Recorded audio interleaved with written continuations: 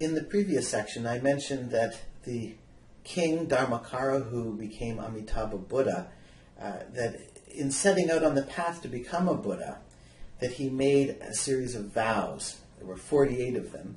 And he said that he wouldn't become a Buddha until he could fulfill these 48 vows. Now, we won't go through all of them, obviously, but I want to mention two. The first, the 11th vow, is the one where he promises to make this pure land. That will be this perfect world where anyone born there will attain awakening. And the second one is the 18th vow, the key to actually being reborn in the pure land. Now, the 18th vow, in this particular translation, says, "When I realize supreme enlightenment, there will be sentient beings in other Buddha lands who, after hearing my name, dedicate their good roots to birth in my land in thought after thought. Even if they have only 10 such thoughts, they will be born in my land." Now, we will see other translations of this which will read quite differently, but that's entirely the point that I'm trying to get at here, which is to say that in its original Sanskrit version, the sutra appears to intend something that's fairly rigorous, very rigorous practice. It talks about having 10 such thoughts of complete focus on the Buddha, right? So what that means exactly is hard to say. I want to look at three different interpretations, and the first one is from a school called Tiantai.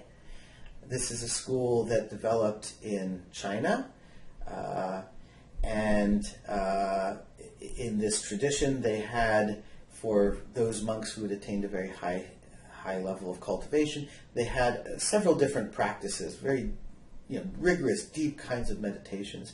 And this is one of them. It's called 90 Days of Constant Walking. And they would set up a altar, something like this, and the altar would represent the Pure Land, and there would be an image of Amitabha Buddha in the middle of the altar. And then the monk would, after preparing for weeks and fasting and saying prayers and putting on new robes and all of this stuff, the monk would then come into a specially consecrated room and circumambulate or walk around this altar for 90 days straight. Obviously, there had to be some kind of breaks for going to the bathroom, eating, sleeping, but really we're talking about minimal breaks. And even the sleeping, I'm sure they had like some kind of arrangement where you couldn't be comfortable and just go lie down in a bed. We have some idea of what some of this might have looked like by seeing contemporary versions of some of these ideas in schools in Japan, like the Zen school, where they engage in this kind of meditation where they will meditate for a week straight. And although they do get to sit to sort of sleep for a few hours a night, but they have to sit in meditation while they sleep. And another indication of just how rigorous this kind of practice might have been is in Japan. The Japanese version of Tiantai is Tendai, one of the most influential schools in Japanese history, and a school that continues to be important today. They still have a practice called Kaihogyo, and I'm not going to tell you too much about it, but if you're interested, please go and look it up a little bit. But it is 7 years of incredibly rigorous practice that is broken down into 100-day periods. And for example, one of the typical things they would do in a 100-day period is they would have to go on a circuit on mountain paths wearing straw sandals and stop at all of these shrines. They have to do this every day for 100 days. But the distance they cover every day for 100 days is 2 marathons. That's 26 miles a marathon, right? So they have to do this 2 times every day for 100 days. And if they can't complete it, they have to kill themselves. So we're talking about some pretty heavy practice. Based on the written descriptions, we know that the Tendai school was doing some very rigorous practice, and the whole point here is that you are transforming yourself into Amitabha Buddha. That by visualizing the Pure Land and visualizing the Pure Land Buddha Amitabha, you're putting yourself into that Pure Land. You're realizing your enlightenment through this practice. So it's really a self-power practice. It's not really an other power practice. Yes, it's true that there are some things in the sutra that talk about benefits that you can get by copying the sutras, etc. But the main thrust of it is that to actually attain awakening and become a Buddha,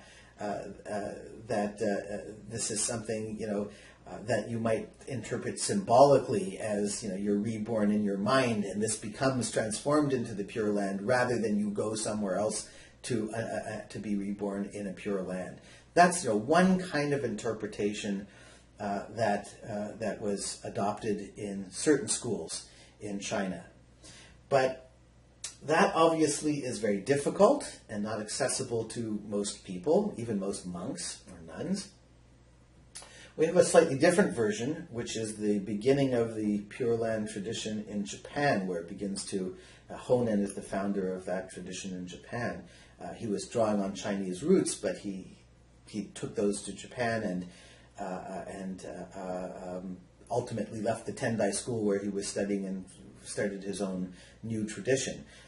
And so his practice, although his is certainly more faith-based, the tradition that he established, but the practice that he engaged in consisted of repeating the name of Amida Buddha.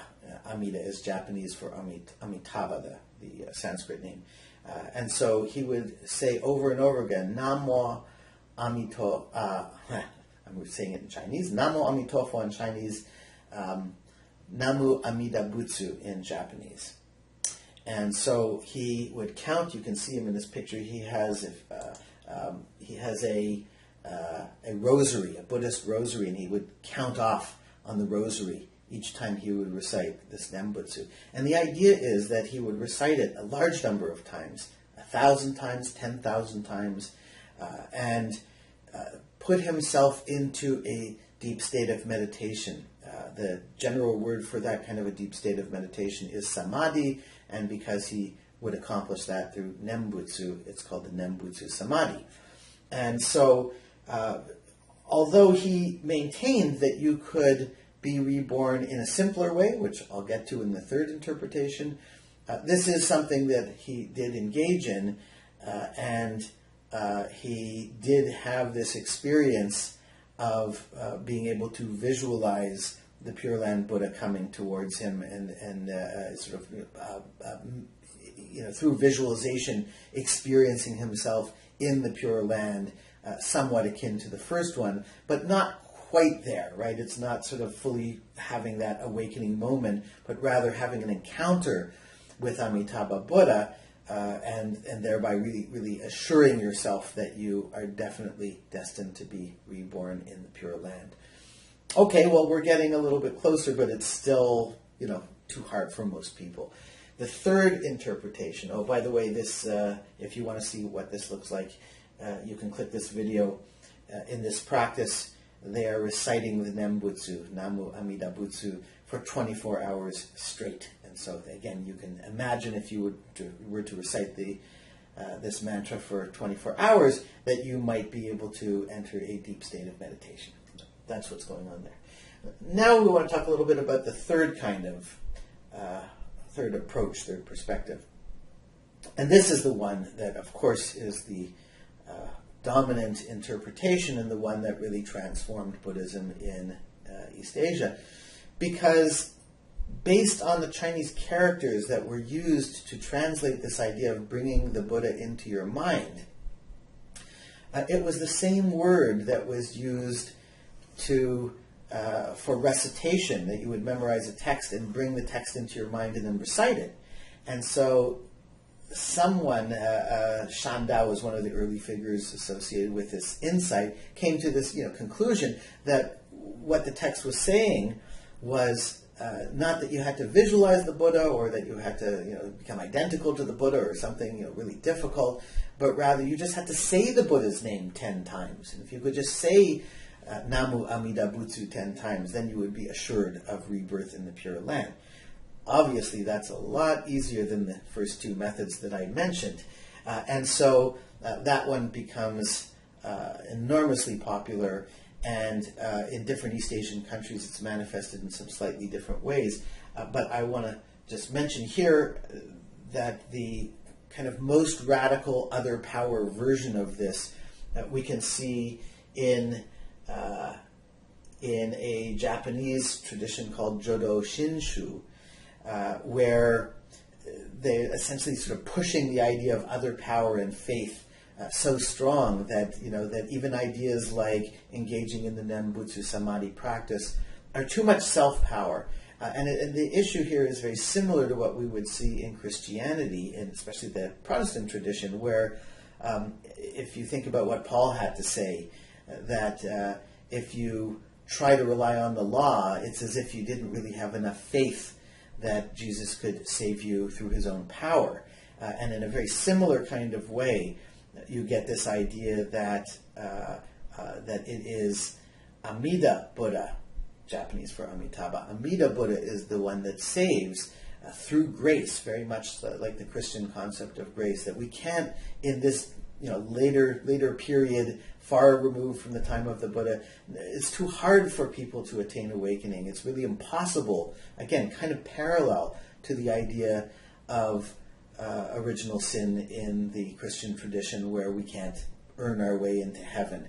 And so we can't do it through our own efforts, and therefore we must faithfully call on Amida Buddha. And really, gets even pushed further that we're really opening ourselves up to Amida Buddha, who is calling for us. And when we open ourselves up to Amida's call, then that then his reciting this mantra can kind of resonate through us, because even the idea that we might try and engage in that mantra recitation ourselves may have too much self-power in it. So this is the most radical other power version that we see, where